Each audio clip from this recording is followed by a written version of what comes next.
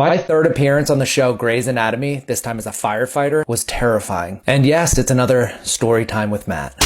So up to this point, I had 2 appearances on Grey's Anatomy. One, I played a doctor when the hospital got blown up and I got yelled at by director Debbie Allen because I pushed a gurney at the wrong time and caused chaos. And the second time, I played a security guard where I had my giant wallet in my pants that actually made it on the national TV, which got the director of photography, the DP, really upset at me. So this time I'm playing a firefighter and I don't want to do anything that can get me in trouble. So when I get to set, they give me my firefighter outfit. I take this picture in the trailer. And as you can tell, or maybe not, there's a lot of layers. This is real firefighter clothes. It's really hot and it's really heavy. And I'm supposed to be shooting on Grey's Anatomy for 2 days. So they tell me I have to be wearing this stuff at all times and I have to be carrying the firefighter equipment with me, which were these 2 giant tanks on my back also. We didn't know the exact order of the scenes or how they were going to do it or when they'd call us to set. So I'm sitting in the holding area, which is actually Meredith Grey's house, Dr. Grey's house, just waiting. And me, I'm like sweating. But again, I'm cool. I'm not going to rock the boat. I'm not going to make any trouble for anybody on this show today. So the day's going by. We finally get called to lunch. I accidentally get in the lunch line of the main cast. So not a big mistake yet. So the day actually ends and I was never called to set. So I get called back the next day, put all the clothing back on. Still don't know when I'm going to get called to set. This day goes by again as well. So I take off my firefighter pants, my firefighter jacket. I don't tell anybody this because I don't want to rock the boat. Literally the second I take off all my firefighter gear, they go, all right,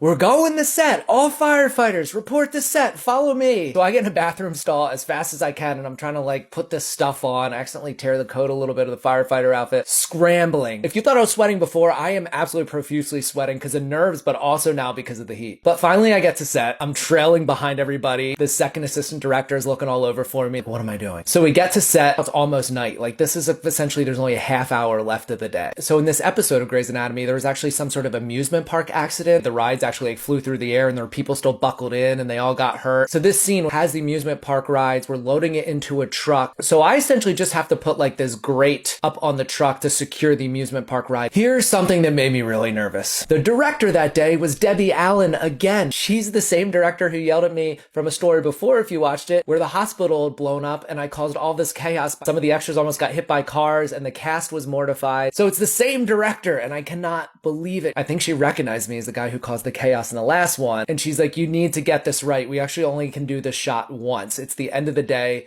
We can't bring everybody back for third day. It would just be ungodly expensive. So I'm like, okay, cool. I got one shot at this. So she let me practice it once and I actually messed it up when I practiced it. So she had me practice it a couple more times and I got it. And she's like, the one thing you can't do is put it on backwards. Otherwise it won't work and it'll ruin the scene and everybody will have to come back tomorrow and I'm going to be really upset. But I'm nervous. Debbie says action. And when Debbie says action, you get into action. Well, I'm supposed to come in the scene a little bit later. The other 2 firefighters are kind of securing something. I come in with this grate on the truck.